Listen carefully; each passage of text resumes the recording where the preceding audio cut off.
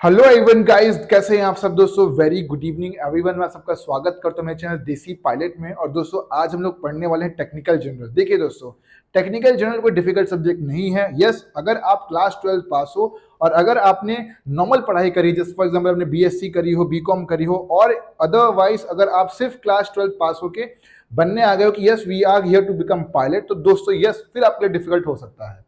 ठीक है guys, I have done BTech in mechanical engineering, so I know each and every concept, plus I have clear paper myself. तो I no कि मुझे आपको कैसे technical general को पढ़ाना है। ठीक है, सो मैं आपको जो है बिल्कुल बेसिक टू एडवांस पढ़ाऊंगा कि कैसे कैसे क्या क्या चीजें होती है, बिल्कुल बुक टू बुक। दोस्तों इसके लिए आपको मल्टीपल बुक पढ़ने की जरूरत नहीं है।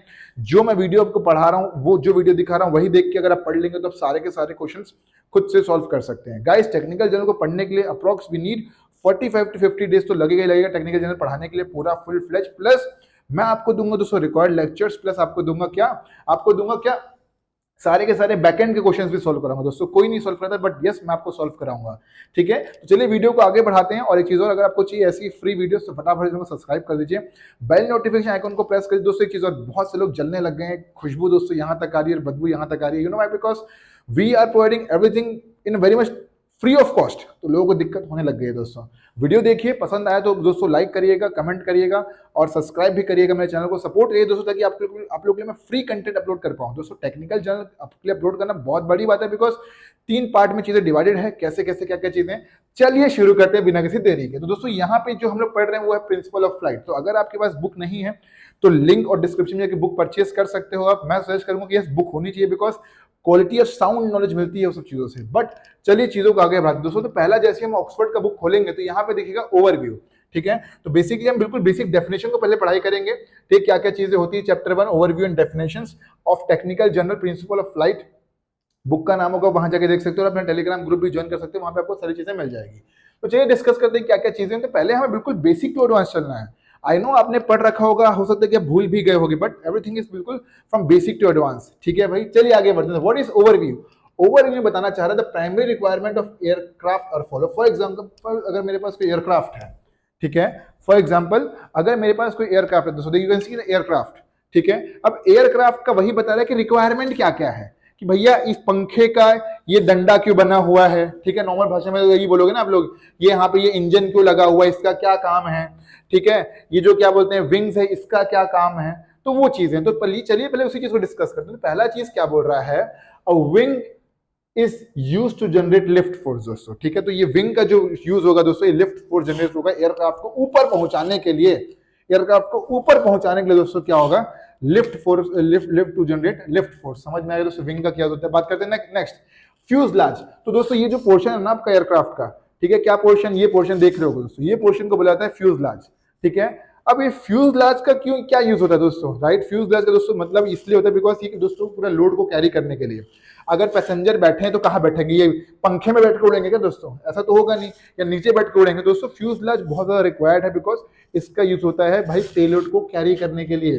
पैसेंजर कैरी होगा, नीचे का पूरा जो लोड है पूरा इसी के ऊपर आता है। प्लस उसके बाद फिर आपका जो कार्गो जाएगा, बैगेज जाएगा, पैसेंजर के बैग्स जाएंगे। ठीक है, कार्गो हो गया, डेड बॉडी हो गया, ह्यूमन रिमेन हो गया, सब दोस्तों इसी के अंदर फ्यूजलाज का ही पार्ट है।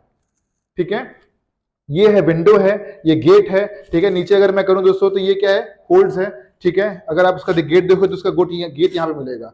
अंदर दोस्तों अलग अलग कंपार्टमेंट में एयरक्राफ्ट डिवाइडेड रहता है, जिसमें लोडिंग होती है, और इसी को बोला जाता है लोड एंड ट्रिम, जिससे एयरक्राफ्ट को बैलेंस बनाया जाता है। ठीक है, अभी समझ में आया कि नहीं what I am trying to say?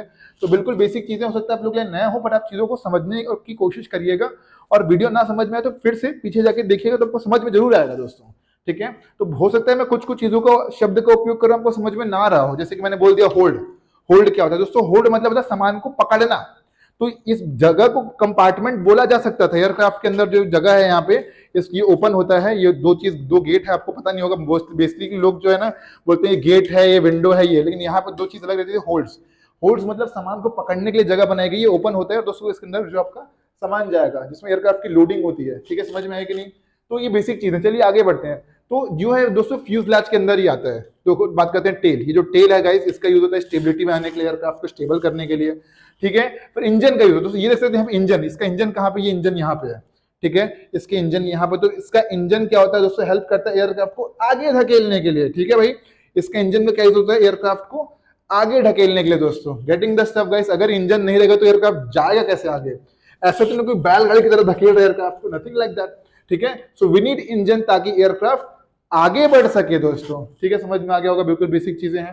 ठीक है, तो इसी के बारे में पढ़ेंगे, क्या क्या चीजें हैं, क्या क्या प्रोसेस है। बट वो जो बेसिक कॉन्सेप्ट चालू होगा आपका यहाँ से कि भाई एयरक्राफ्ट, अब देखो इसके न्यूमेरिकल्स भी होंगे कुछ कुछ, तो आपको न्यूमेरिकल्स भी सॉल्व करवाऊंगा मैं, each and every question solve करवाऊंगा। ठीक है, समझ में आ गया आप लोग क्या क्या चीजें। तो प्राइमरी रिक्वायरमेंट ऑफ एयरक्राफ्ट, ये एयरक्राफ्ट आपके सामने खड़ा हुआ है दोस्तों। ठीक है, अब एयरक्राफ्ट सामने खड़ा हुआ है तो इसमें क्या क्या रिक्वायरमेंट है? विंग का यूज होता है लिफ्ट जनरेट करने के लिए, फ्यूजलैज का दोस्तों यूज होता है to house the payload, next tail का दोस्तों यूज होता है स्टेबिलिटी के लिए, राइट। उसके बाद दोस्तों ये क्या बोलते हैं, आपका जो इंजन का यूज होगा किस लिए? एयरक्राफ्ट को आगे बढ़ाने के लिए। ये बेसिक बेसिक कंपोनेंट्स होते हैं। ठीक है, चलिए अब डिस्कस करते हैं बाकी चीजों के बारे में, इसमें क्या क्या चीजें दी हुई है उसके बाद डिस्कस करेंगे नेक्स्ट जो चीज दी हुई है उसके बारे में। तो यहां पे देख सकते हो आप लोग क्या लिखा है, the process of lift generation. जो लिफ्ट जनरेशन का प्रोसेस है बिल्कुल स्ट्रेट फॉरवर्ड है और इजी टू अंडरस्टैंड है। Over the year of aircraft, designers aerodynamically and structural engineers have refined the basic and subtle change of shape, have maximum use of the current understanding of physical properties। देखिए दोस्तों, में जो main खेल है aircraft में basically wings का है। ठीक है, विंग्स को दोस्तों वही जानने के लिए दोस्तों, क्योंकि लिफ्ट कैसे जनरेट होगी क्या होगा, उसी के लिए साइंटिस्ट को बहुत टाइम लग गया। ठीक है, भी समझ में आया। तो ये सब चीजों को नहीं पढ़ेंगे, चलिए दोस्तों आगे बढ़ते हैं। ये टाइम पास चीजें हैं दोस्तों। चलिए इतना समझ में आया कि नहीं, चलिए बेसिक चीजें स्टार्ट करते हैं। तो आपको पहले तो जनरल डेफिनेशन पता होना चाहिए। हाँ, आपको पता है, लेकिन हो क्या गया कि हमने बहुत दिन से पढ़ लिया, बहुत दिन हो चुका है पढ़ाई किए, तो हो सकते हैं हम चीजों को भूल गए। तो चलिए फटाफट से क्विक रिवीजन करते हैं ताकि आपको अच्छी क्लैरिटी मिल जाए।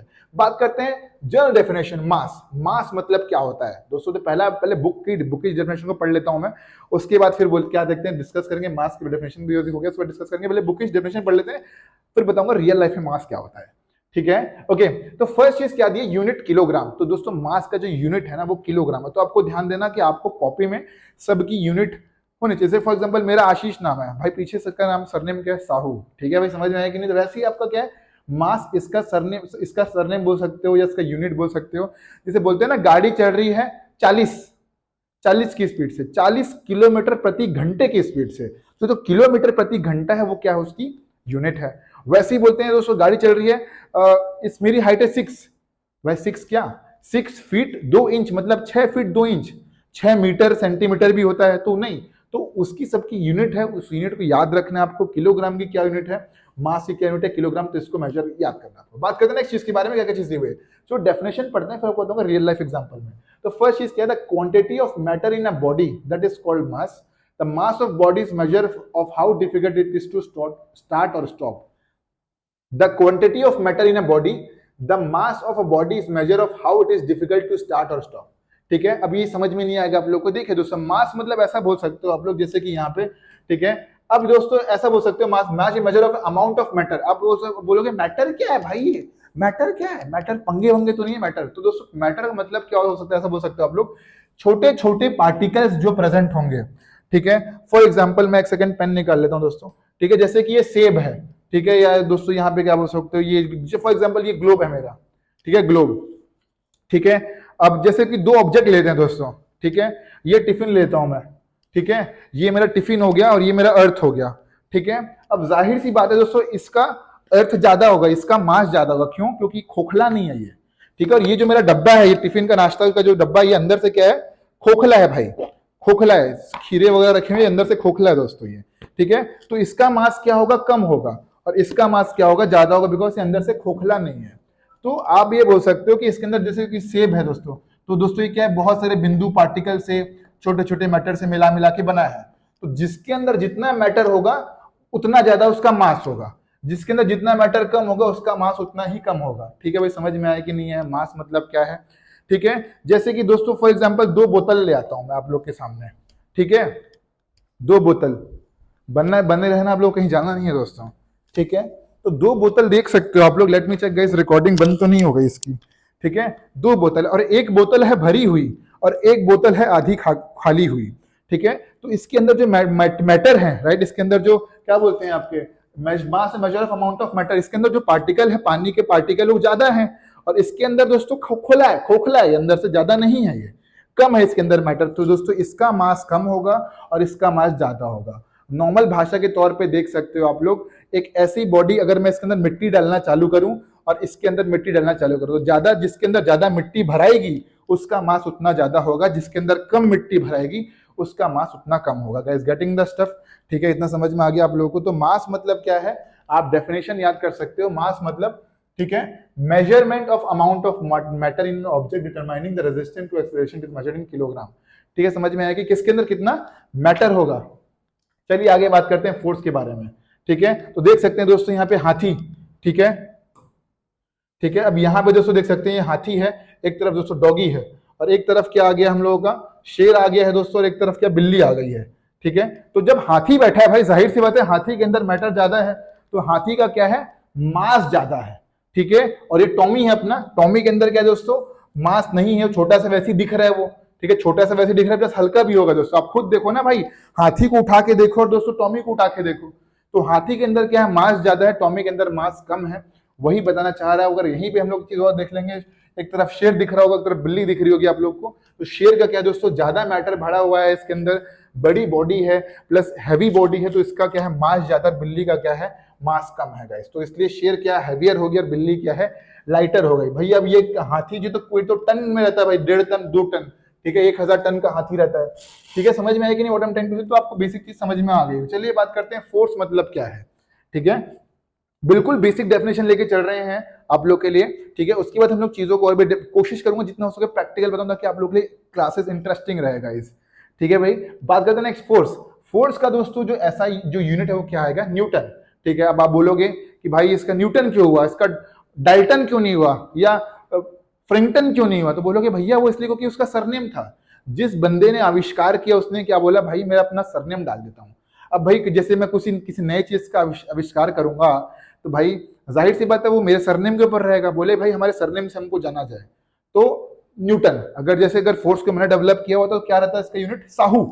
ठीक है भाई, समझ में आया कि नहीं what I am trying to say? तो भाई फोर्स मतलब क्या है, a push or a pull that which cause or tends to change, cause a change in motion of the body. ठीक है, उसे क्या बोला जाएगा, फोर्स बोला जाएगा। ठीक है, नॉर्मल भाषा में फोर्स मतलब क्या हो जाए दोस्तों, धक्का देना।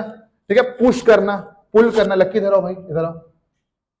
ठीक है भाई, समझ में आया कि नहीं है? फॉर एग्जाम्पल लक्की खड़ा हुआ है अभी, ठीक है, Lucky guys you can see he is a person, right? Lucky खड़ा हुआ है, अब क्या होगा, पुश करना है मैंने, तो मैं करूंगा भाई धकेल दूंगा, पुश, फोर्स लग रहा है, धक्का लग रहा है। ठीक है, धराओ लक्की धराओ। ठीक है, समझ में आया कि नहीं what I am trying to say? Push और पुल मतलब क्या है? पुश मतलब वो है दोस्तों धक्का देना, पुल मतलब खींचना।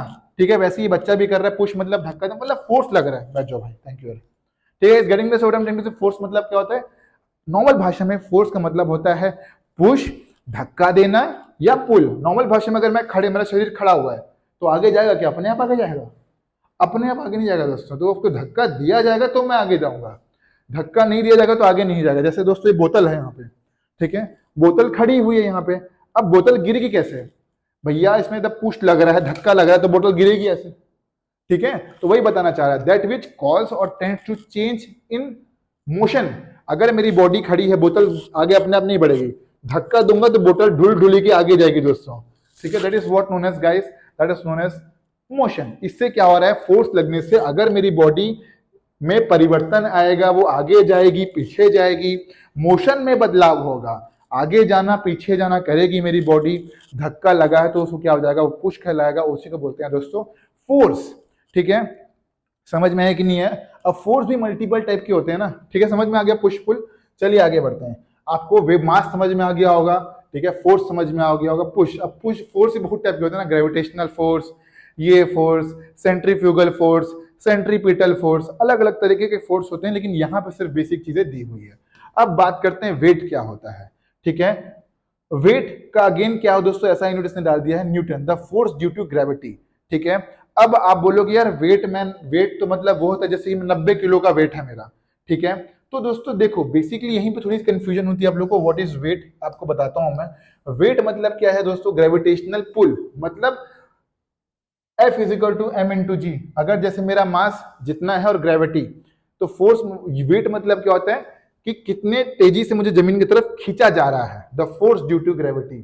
ठीक है, अब आप बोलोगे देखो दोस्तों, अब वही चीज क्या होती है, जैसे मून में अगर मैं जाऊंगा तो मेरा वेट क्या होगा, कम, क्योंकि वहां पे जी जो है ना ग्रेविटेशनल, वो क्या हो जाएगा, कम हो जाएगा। इसलिए दोस्तों देखना कि हम लोग जब स्पेस में आएंगे तो हवा में उड़ते हैं तो ना स्पेस में लोग क्यों उड़ते हैं, क्योंकि वहां ग्रेविटी नहीं है। वहां पे आदमी को तुम नापोगे कैसे इस मशीन में, ये मशीन यहाँ पे पृथ्वी में काम कर रही है, लेकिन ये मशीन जो है जब आप वहां जाओगे, कहाँ पे जाओगे, मून में जाओगे तो काम करना बंद कर देगी दोस्तों। ठीक है, समझ में आया कि नहीं है, वहां पे सारी चीजें हल्की हो जाएगी क्योंकि वेट में क्या होगा, ग्रेविटेशनल क्या होगा, कम हो जाएगा दोस्तों। ठीक है, वेट में समझ में आ गया आप लोग को। अर्थ में क्या होगा, कितनी तेजी से आपको नीचे खींच रहा है, that is known as the force due to gravity, that is known as weight. ठीक है, अभी समझ में आया कि नहीं what I am trying to say. ठीक है, थोड़ा और समझाता हूं आप लोगों को। जैसे देखो देखो दोस्तों, हमारे जो इक्वेटर्स है ना, इक्वेटर्स यहाँ पे क्या है दोस्तों, जैसे कि मैग्नेटिक है दोस्तों, मैग्नेटिक फील्ड पूरा ही है। ठीक है, आप लोग हम लोग क्या चिपके हुए अर्थ में, ठीक है, ग्रेविटेशनल हम लोग खींच रहे हैं ना दोस्तों। तो जो अर्थ का जो सेंटर है दोस्तों, यहाँ पे क्या ग्रेविटी कम रहती है और ऊपर की तरफ क्या होता है, ग्रेविटी ज्यादा रहती है। इसलिए अगर मैं अपना वेट यहाँ पे नापूंगा, इंडिया में नापूंगा या इजिप्ट इजिप्ट में नापूंगा बीच में, तो मेरा वेट क्या रहेगा, कम, ज्यादा कम दिखाएगा आपको। और वही वेट को मैं यहाँ पे नापूंगा ऊपर, जहां पे मैग्नेटिक रेज ज्यादा खींचने की क्षमता ज्यादा है पृथ्वी की, तो वहां मेरा वेट 2-3 किलो एक्स्ट्रा दिखाएगा। ठीक है, तो वेट मतलब क्या होता है दोस्तों साइंटिफिक लैंग्वेज में। अब देखो हम लोग क्या बोलते हैं, भाई वेट उठा रहा है ना, लौंडा वेट उठा रहा है, ऐसा बोलते हैं दोस्तों। तो वेट दोस्तों आप लोग अलग ही ले लेते हो। ठीक है, बोलने का क्या है यार, जो साइंटिफिक लैंग्वेज है और जो बुकिश लैंग्वेज है उसके अकॉर्डिंग वेट मतलब क्या होता है, ग्रेविटेशनल पुल। ठीक है, समझ में अगर वेट के 10 किलो का बंडल डंबल उठा रहा है बंदा। ठीक है, चलिए आगे बढ़ते हैं गाइस। ठीक है, बात करते हैं सेंटर ऑफ ग्रेविटी की। ठीक है, centre of a point through which the weight of an aircraft act, the aircraft is flight rotates around. तो इसको मत पढ़िए, इसको देख दोस्तों, सेंटर ऑफ ग्रेविटी। ठीक है, फॉर एग्जांपल देख सकते हैं आप लोग, if a balance of the object using a string or of the point at which the object is balanced। ठीक है, एक ऐसा पॉइंट जहां पे ऑब्जेक्ट को बैलेंस किया, जैसे जैसे ये पेन है दोस्तों। ठीक है, तो सेंटर ऑफ ग्रेविटी कहां पे है, एक ऐसा पॉइंट जहां पे मेरा पेन गिरे ना। ठीक है, एक ऐसा पॉइंट जहां पे एयरक्राफ्ट क्या होगा मेरा दोस्तों, बैलेंस नहीं होगा। ठीक है, मतलब बैलेंस होगा, डगमगाएगा नहीं। अगर मैं इस हाथ को यहाँ पे ले आऊंगा तो ये क्या होगा, मेरा पेन गिर जाएगा। लेकिन अगर मैं दोस्तों इसको यहाँ पे ले आऊं तो क्या होगा, सेंटर ऑफ ग्रेविटी में मैं आ गया हूँ, सेंटर ऑफ ग्रेविटी वाले पॉइंट में आ गया हूँ, जिससे मेरा पेन क्या हो गया, बैलेंस हो गया दोस्तों। ठीक है, वैसे ही क्या ले सकते हैं, देख सकते हैं हमें पत्थर में इसने बांध दिया है इसको। ठीक है, सेंटर ऑफ ग्रेविटी समझ में आया दोस्तों, what I am trying to, centre of gravity पत्थर में से रस्सी बांध दी है। तो वही रस्सी दोस्तों ऐसी बंधी हुई कि पत्थर न इस तरफ हो रहा है ना इस तरफ हो रहा है। तो मतलब क्या है, if we balance an object using a string और a rope, the point at which object is balanced is the centre of gravity. ठीक है, भी समझ में है कि ऐसा पॉइंट आ गया जहां पे हमारा ऑब्जेक्ट क्या हो रहा है ना, इस तरफ जा रहा है ना उस तरफ जा रहा है, that is what known as centre of gravity. अगर वही चीज बोलूं मैं यहाँ पे क्या होता है। ठीक है, अगर आप इन चीजों बच्चों को देखोगे आप लोग, ठीक है, तो देख सकते हैं पे सी सॉ में दोस्तों एक ऐसा पॉइंट आ गया है जहां बच्चे क्या हो गया, बैलेंस हो गए दोस्तों, ना वो उस तरफ जा रहा है ना वो इस तरफ जा रहा है। ठीक है, सी सॉ देखा होगा आपने, झूला जो होता है हमारा स्विंग वाला। ठीक है, उसमें सेंटर में तो सेंटर ऑफ ग्रेविटी पॉइंट है दोस्तों इसका। ठीक है, इसमें क्या है, ना ये बच्चा इस तरफ हो रहा है ना इस तरफ हो रहा है, is getting the stuff what I am trying to say. ठीक है, तो वैसे ही सबका अलग अलग सेंटर ऑफ ग्रेविटी होता है। ठीक है, आगे इतना समझ में आ गया, what is mass, what is force, what is weight, what is centre of gravity. देखते हैं एक आध एग्जांपल होगा तो, और एग्जांपल तो नहीं है समझाने के लिए। इतना समझ में आ गया तो फटाफट से अपने बुक खोल लीजिए आप लोग। बुक खोले क्या करेंगे, सारे के सारे पॉइंट को टिक मारते हो जाएंगे। ठीक है, फोर्स का सबसे सबसे बेस्ट चीज बता दूंगा आपको, इनका यूनिट आप याद रखिए, पूछा जाता है। फोर्स का यूनिट होगा न्यूटन, मास का किलोग्राम, वेट का न्यूटन। इनका फॉर्मूला भी होता है दोस्तों, राइट। फोर्स ऑफ ग्रेविटी का फॉर्मूला क्या है, F = m×g। मास मतलब कितना मास, और ग्रेविटी में जाएगा आपका 9.8। ठीक है, तो ये चीजें हैं। तो आगे बढ़ते हैं नेक्स्ट वीडियो में। नेक्स्ट वीडियो में बताऊंगा आप लोग को कि भाई वर्क क्या है। ठीक है, उसके बाद क्या क्या चीजें होती हैं यहाँ पे, पावर क्या है, एनर्जी क्या है, काइनेटिक एनर्जी क्या होती है, न्यूटन का फर्स्ट लॉ क्या है, इनर्शिया क्या है। बिल्कुल बेसिक बेसिक चीजें, बिल्कुल बेसिक टू एडवांस पढ़ाऊंगा। और अगर आप लाइव क्लासेस ज्वाइन करना चाहते हैं तो आप फटाफट से नीचे दिए गए व्हाट्सअप नंबर है, मुझे मैसेज भेजिए। We are starting a new batch for technical general, do join us only if you are interested. और आपको गूगल मीट में लाइव क्लासेस दी जाएगी, तो फटाफट से मैसेज भेजिए अगर आप इंटरेस्टेड हैं। और ये मेरा दावा है कि गारंटीड आप पास हो पाएंगे, बिकॉज मैं आपको बुक के पीछे के सारे क्वेश्चन कराऊंगा। अगर आपने सारे क्वेश्चन कर लिए तो दोस्तों आपको कोई ताकत नहीं जो आपको फेल कर दे एग्जाम में। और अगर आपके कॉन्सेप्ट्स क्लियर हैं तो nobody can stop you to crack the DGC exam for technical general. Bye bye technical guys, जय हिंद to all, see you in the next video, have a very good day.